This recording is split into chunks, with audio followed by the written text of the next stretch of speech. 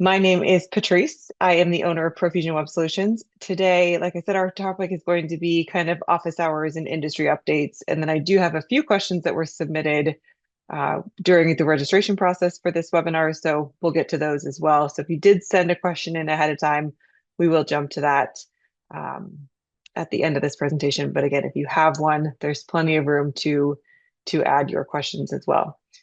So first, we've got 5 quick updates from our industry, from digital marketing. We're looking at AI search, which seems to be kind of a common thread that is going throughout these webinars for the last 2 months or so. We're going to look at some Google ad platforms and social media and how things have changed this month in 2 of the social media platforms. Again, in each one of these, I'm going to look at it from the point of view of what is worth paying attention to if you're a business owner and you're doing some digital marketing. So each one of these updates is going to come with kind of a why should I care about this type section. And then we will open it up for questions. We'll start with a few that have been sent in. And then if any come in during this presentation, we will answer those at the end.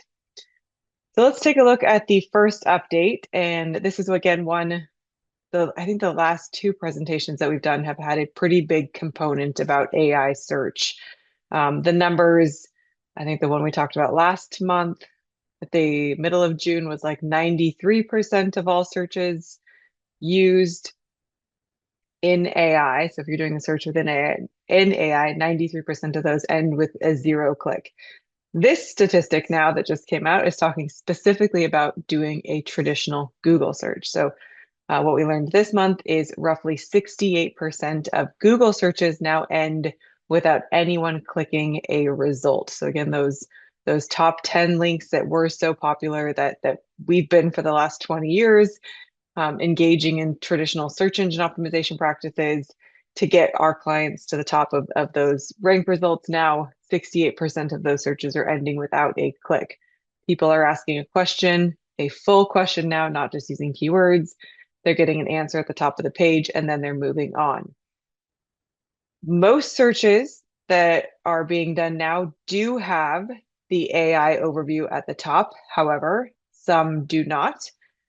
When the AI overview is present, so if that AI overview exists in your search, the percentage of people who are clicking on, like to actually click below the AI overview and clicking through to a website, that is now dropped by an additional 60% on top of these 68% of searches are now ending without a click. So that top position, as coveted as it used to be, is now becoming less and less important. Obviously, the content on your website is still very important. So I don't want you to take this as an update saying, hey, search engine optimization is no longer important. The content doesn't matter, because the content still matters extremely. The content is still extremely important. It's simply we're having to use the content now in a different way, which we'll talk about when we get into the social media updates as well. The one thing that, as a business owner, what I want you to take away from this is if you are running a local business, you do, and again, I feel a little bit like a broken record on this one, but you do need to make sure that your Google business profile right now today is up to date, that your business description is completely filled out, that it includes keywords, your location is set up properly, making sure that your Google business profile has kind of taken your top priority. That is the field, that business description is the field that AI tools are scanning first when they're answering a local question. So if you're looking for who does landscaping near me, if your business description field on Google Business Profile is blank, if it's inaccurate, if it is what we see a lot of times, it's just incomplete, it doesn't give a full picture of what you do, then that provides some level of invisibility that you're not optimizing that section, that then the AI results are not going to be able to see what you do.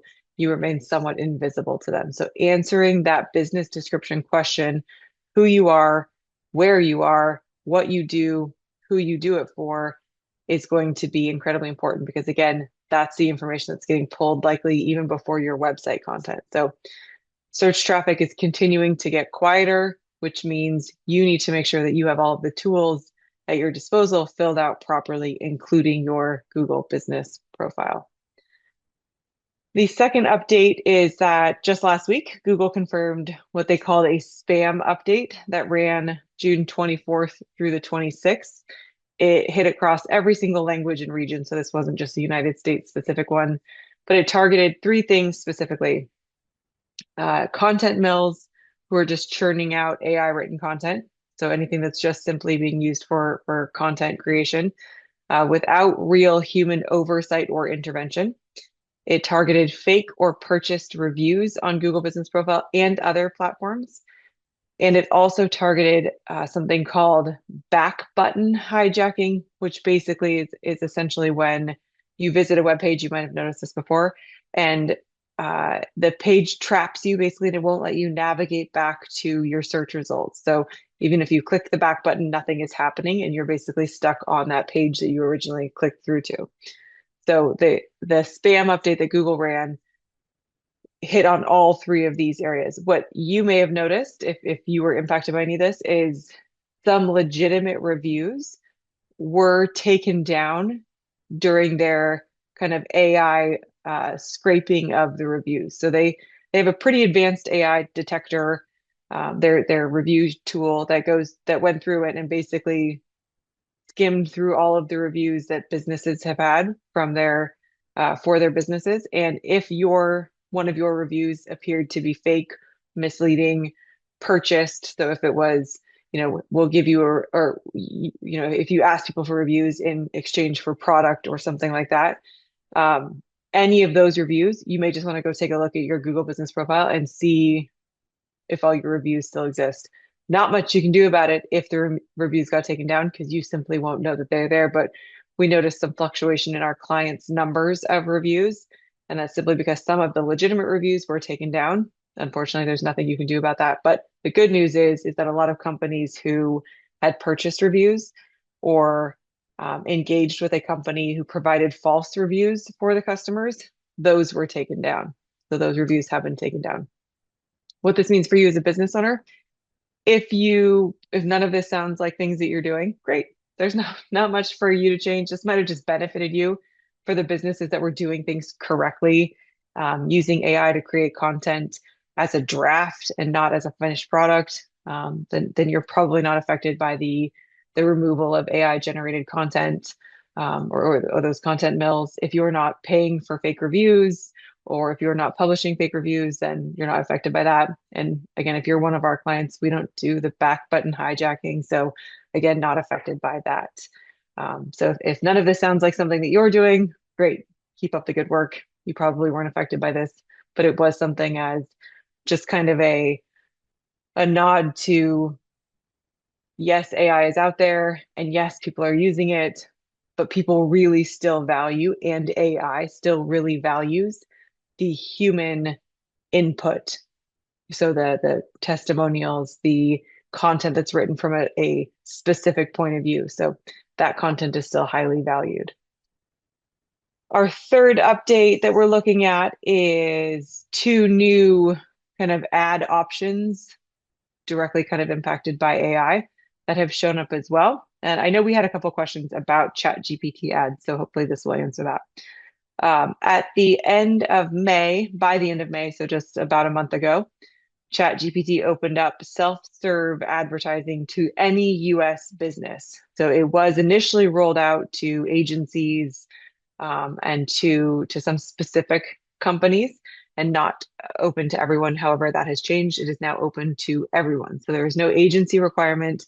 There's no minimum spend requirement. Bidding generally starts about $3 to $5 per click, depending on your category. So it's category based. So ChatGPT ads is now something that is open to all and might be worth dabbling in if you have room in your budget for it. We're, like we always do, testing this on our own company to see how this works for us. And then we'll publish a case study on kind of lessons learned so we can see.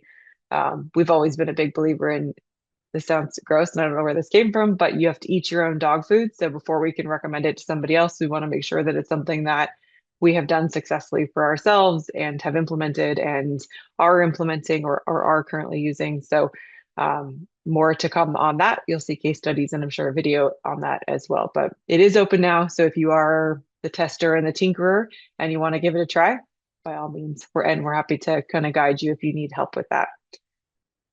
The other thing that came out is something called AI Brief. This is it within AI Max, which is within Google Ads. So Google Ads has something called AI Max, which is something you can add on to your Google Ads. So if you're running Google Ads, you can add on AI Max. And now they have something called AI Brief, which lives within AI Max. AI Brief lets you describe your business in plain language. So it's more like you're just typing to me. So if I said, hey, tell me more about your business, and you're sending me an email correspondence, and you could say something like, yeah, ProFusion is a web design company. We focus on helping small businesses compete with large businesses in the digital space. So it's way more of a conversational back and forth rather than you checking a category box and checking, the types of companies you work with. So rather than the traditional interface from Google Ads where you are going through a setup screen. This is much more of a conversational section that you get to tell Google using the AI brief who you are, who you want to target in plain language. If you want to avoid certain things, so like, hey, if I don't want to talk about price, for example, like if that's something we didn't want to include in any of our ads, you could tell Google's AI brief to say, hey, we're gonna not talk about pricing. If someone asks about price, here's what we want you to include in the response for that. So it's much more of a conversational tone in the AI brief rather than the traditional checkbox type fill out the form for Google Ads. So plain language, it allows you to kind of focus on what you want to include and or leave out of your Google Ads. Again, for us, what we want to look at is this worth trying for you? Potentially, if you have room in your budget and you want to try a couple of things, I wouldn't at this point jump ship and say, we're going to leave Meta ads and we're going to go directly into ChatGPT ads, but it might be worth a test if you have some room in your budget. Not at this point worth a complete switch away from what you're currently doing that is working. Again, it's in its infancy right now, worth being aware of, worth knowing about, but not worth completely jumping ship for at this point. Our fourth update, we got a couple of questions about this directly into our DMs on Instagram, but this is about Instagram Plus. So Meta, constantly on the hunt to make more money, has launched a new subscription tier called Instagram Plus. This happened in late May, so you might have started kind of seeing this roll out a little bit. It's $3.99 a month. It also applies to Facebook and WhatsApp. And what you get if you join or if you subscribe to Instagram Plus is your Instagram story. So if you're an Instagram user, you know that the story is the little kind of bar at the top tray of Instagram. And those stories, if you put a story up, it lasts for 24 hours. What Instagram Plus allows is your story will stay up for 48 hours instead of 24. And you get to do what is called Story Spotlight that bumps your story to the beginning of the user's tray. So if someone follows you, your story now gets bumped to the beginning of the tray. It also allows for anonymous story viewing. So when you view someone else's story, if you don't have Instagram Plus, it will show that Patrice Valentine or Profusion or whoever I am logged in as, it will show the user that I have viewed their story. If you have Instagram Plus, you can view the story anonymously, so they don't get to see that I have viewed it. And it also gives you custom app icons, and you can choose fonts now for your profile. From a business point of view, it's $4 a month, not a huge expense. So if you use stories a lot as part of your communication strategy, as part of your promotion strategy, then this might be worth it to you to actually upgrade and get the Instagram Plus. We have a client who is a floral. She's a florist and she creates beautiful pieces and they're often highlighted, or she might have a special that's running it that's often highlighted. I could make a case where she might be a really good candidate to spend the $4 a month for Instagram Plus and have her stories live on a little bit longer. There are things that people are on Instagram are viewing stories much more frequently than they're viewing simple posts that are within your profile. So if you wanted that higher visibility to be able to showcase your story longer and to pin a story to the front of your followers tray and having your story be at the beginning, then it might be worth it. If stories are not central to your marketing, then this is likely a nice to have and not something that you need to prioritize at this point. This does not impact your ads if you're on Meta. So if you're actually advertising on Meta, it will not impact your ads at all. So there's not, you know, preference being placed to Instagram Plus users at this point from what we know. Okay.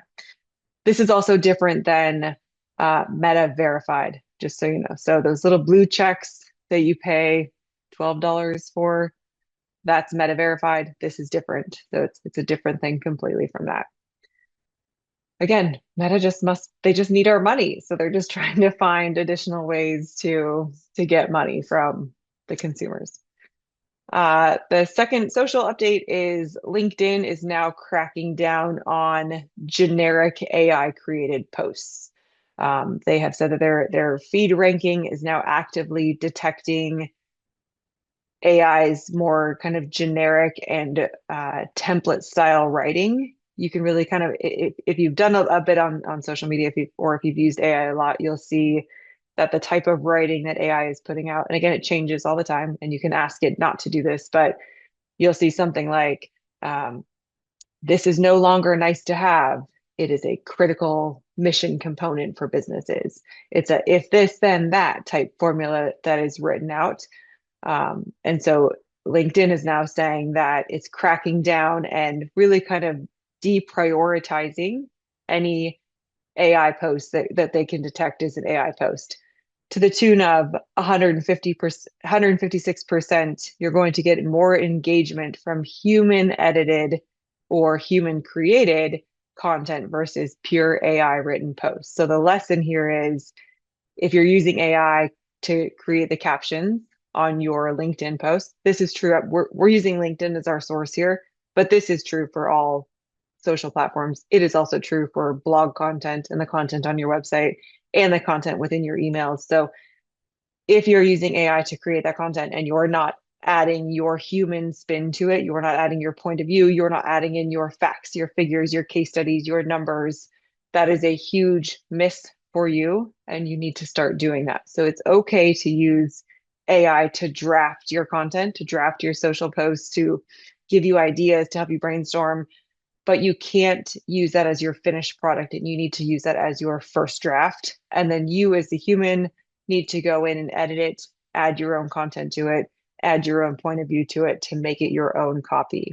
Okay. So that's on LinkedIn. Again, we're targeting LinkedIn specifically, but that is true for every piece of content you're creating. So again, this month updates in review, AI answers are continuing to eat our clicks. So if you're focused only on SEO, you need to make sure you're also focusing on AEO. And a big part of that is your Google business profile. Google spam update, targeted manipulative tactics. So if you're not engaging in those, this was just an information update for you. ChatGPT and Google both launched some AI ad tools. Again, our spin on that is it's probably worth a test, but not worth shifting over to completely. Instagram Plus came out. Not necessarily something that you need to use if you are not heavily reliant on using the stories feature as part of your business marketing strategy. And then LinkedIn, we know now is favoring specific human created and or edited content over generic AI content. Let me jump to the questions. These are the three that came in, and I don't see any questions that have come in at this point live yet. So feel free to drop those in the Q&A if you have any. But the three that came in ahead of time, one was specifically about Instagram reach. So Sean sent in a message that said, my Instagram reach dropped out of nowhere. Is that just me? And I will say, Sean, it is not just you. First of all, if your Instagram reach specifically has just dropped, that's one thing. But we've also noticed that Over the last probably 6 to 8 weeks, Meta has also flushed out a bunch of what would be considered spam accounts. So we've seen Instagram accounts drop overnight in the number of followers. So one of our accounts went from just shy of 3,000 to like 2,800. So about 10% of their followers got flushed completely. And that's, well, it sucks because now it looks like, okay, you have fewer followers. All that really did was get rid of accounts that weren't real humans anyway. So yes, bummer that your follower count dropped, but hopefully what you'll see is an increase in engagement, which is what you want anyway on social media. But we're seeing almost every platform kind of tightening up, pushing harder for that original content and away from what we would call post and ghost or repost and hope, kind of posting. So I wouldn't say that your account is broken or that you're doing anything wrong necessarily, but it allows us to kind of go back and check, okay, what are we using social media for? Are you posting consistently? Are you using videos or reels in your content? And is your caption meaningful? Or are you just, if you're using generic AI content, likely going to continue to see your reach and engagement drop. If you're using it social from a personal point of view, from your business's point of view, telling real stories that connect with real people, that's what the goal of social media is. Obviously, we've even talked about it. We use social media as an additional tool to reach for our answer engine optimization because we know captions are getting indexed. We know content from social is getting indexed in AI answers as well. So it's a mix of content where you want to be real and authentic in your social media. There needs to be a place for that. There also is a place for sharing content. So sharing your additional blog content that might be, partially AI created and partially your human point of view added into that. So if your Instagram reach has dropped dramatically and you're wondering what the heck just happened, take a look at your strategy first and answer again, are you posting consistently? Are you posting content that is real and valuable to your human users? And then make sure you are using some video element. So a video of some kind. The second one that came in, this is from Leon. Leon said, how do I know if my email list is actually healthy? We talked a bit about email marketing a couple webinars ago, and I think this is where this is coming from. The three numbers that I would encourage you to look at to see if your email list is healthy is your open rate. So how many people are actually opening the emails that you're sending? Your unsubscribe rate. So are you getting a large number of people unsubscribing every time you send out a message? And take a look at how many people haven't opened your email in the last 6 months. So we use MailChimp typically, but any email platform is going to let you filter your results based on, or filter your campaign and your audience based on how many people have opened and when their last engagement was with you. So take a look and see if you're sending, let's just say your list is 100 people, just for easy numbers, and you have a 6% open rate, which is kind of low. Your unsubscribe rate is higher than 1%, and you have a large portion of your audience that has not engaged with you in the last 6 months, meaning they haven't opened or haven't clicked an email in the last 6 months, try doing what we would call a re-engagement email. So sending an email that starts off with something like, hey, Patrice. Hey, so you're actually putting the person's name there. Hey, Patrice, we've noticed that you haven't opened an email from us in a while. Do you no longer want to hear from us? If you don't want to hear from us, click this link. No hard feelings. We only want to send an email to someone who actively wants to hear from us. We don't want to be a bother in your inbox. And then allow people to unsubscribe right there. Again, this kind of feels scary because we obviously want to have a larger email list. We've always been told that our email list is worth gold, right? Like that is where the money is.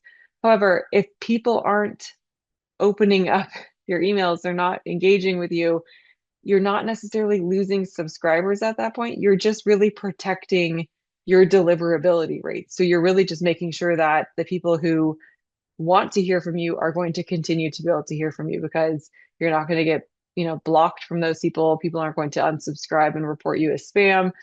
So if you're continuing to get high unsubscribes, low open rates, low engagement rates, then take a look and send that re-engagement campaign. And that will kind of tell you how healthy your list is, how engaged people are. But that's a great question. Thank you. Let's see, Amanda, the question is, should I be worried about my AI content getting flagged and not indexed? And I'm going to say indexed as far as search engine optimization goes, also indexed in the answer engine optimization, so in AEO.